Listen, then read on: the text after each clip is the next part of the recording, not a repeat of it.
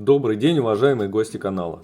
Сегодня я хотел бы рассказать о предпосылках создания мобильного комплекта для обеспечения энергонезависимости как дома, так и на природе.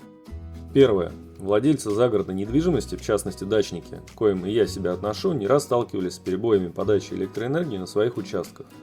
Кому-то для решения проблемы скачков напряжения хватило стабилизаторов. В другой части, как и мне, для предотвращения неудобств, связанных с авариями в сети, пришлось приобретать генератор. На даче я бываю наездами, в выходные и, конечно же, в основном в сезон. За пару лет после приобретения генератора отключения случались всего несколько раз, поэтому и вопрос в его капитальной установке вместе с кожухом и автоматическим вводом резерва для меня ребром пока не стоял. Однако, каждый такой случай был сопряжен с работами по вытаскиванию генератора из хозблока, его подключением, пролистыванием инструкции, заведением, прогревом и прочими внезапно возникшими хлопотами. И пару раз за это время централизованное энергоснабжение даже успевали восстанавливать. Второе. Не хочу нагнетать пессимизма, но времена меняются, и ситуация вокруг не позволяет прогнозировать рост реальных доходов населения нашей страны в ближайшие годы. Отсюда и риски воровства, которые раньше оценивались как несущественные, на сегодняшний день становятся все более вероятными. Конечно, установка сигнализации и камер видеонаблюдения помогает снизить интерес злоумышленников к домовладению. Но во многих случаях злоумышленник этот вопрос может устранить простым отключением рубильника на столбе перед домом. Скорее всего, совокупность озвученных вызовов рано или поздно приводит каждого владельца загородного участка к осмыслению преимуществ автономного и, более того, бесперебойного энергоснабжения. Я же для решения озвученной проблемы сфокусировался на источниках энергии, работающих по принципу ее накопления, проще говоря, аккумуляторах. Почему не генератор? Здесь все просто. Во-первых, у меня простая китайская модель на 3 кВт, которую нужно заводить вручную. Думаю, такие модели у большинства дачников. Конечно, его можно усовершенствовать или проще купить новый со стартером, но дальше возникает вопрос его установки в кожухе или в доме. А затем и вопрос подключения к энергосети. Кроме того, генератор не обеспечивает бесперебойного переключения, так как сначала должен прогреться на холостом ходу, особенно в холодное время года. Если он не на газу и не подключен к магистрали, его надо периодически заправлять. А еще он тарахтит и пахнет. В общем, думаю, свою мысль я донес. Итак, обо всем по порядку. Как было сказано ранее, я остановился на аккумуляторах. Собраны они из ячеек на основе химии литий-железофосфат. Их стоимость в 2 с небольшим раза выше, чем свинцовых, гелевых или AGM, но количество циклов разряд-заряд до 10 раз выше.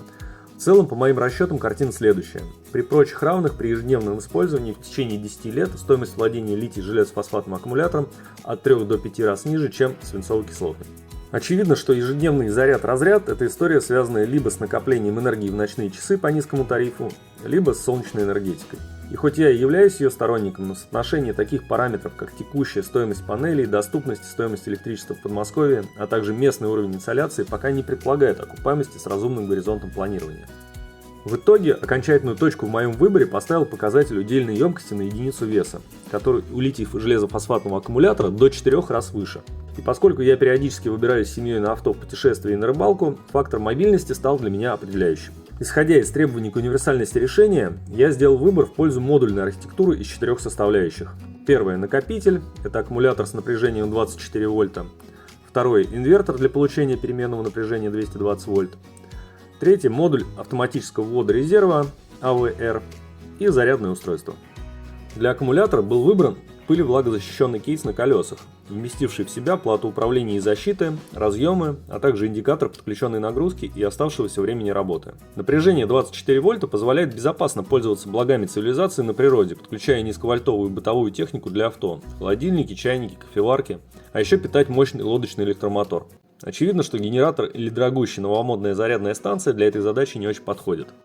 При необходимости же получения напряжения 220 вольт вдали от электрической розетки подключается инвертор, а на даче дополнительно монтируется модуль AVR, решающий все вопросы коммутации электроэнергии в момент аварийного отключения, а также и всевозможной защиты и контроля и управления, в том числе удаленного. В итоге, на мой взгляд, выходит наиболее рациональное и гибкое решение, как по его универсальности, так и по стоимости. Выбор напряжения 24 вольта позволяет без проблем в долгую подключать нагрузку 3 кВт.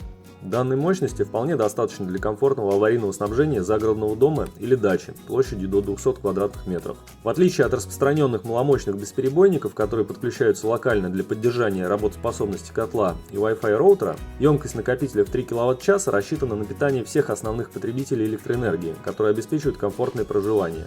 со светом, водоснабжением и канализацией на период до 16 часов. А достаточно простое подключение централизованного аварийного энергоснабжения через модуль АВР позволяет в момент блэкаута пользоваться всеми удобствами без каких-либо ограничений. Ну, разве что не топить дом и не греть воду в 100-литровом бойлере электричеством. И еще, из личного опыта. Камеры видеонаблюдения на моем участке расположены в разных локациях, на доме и бане.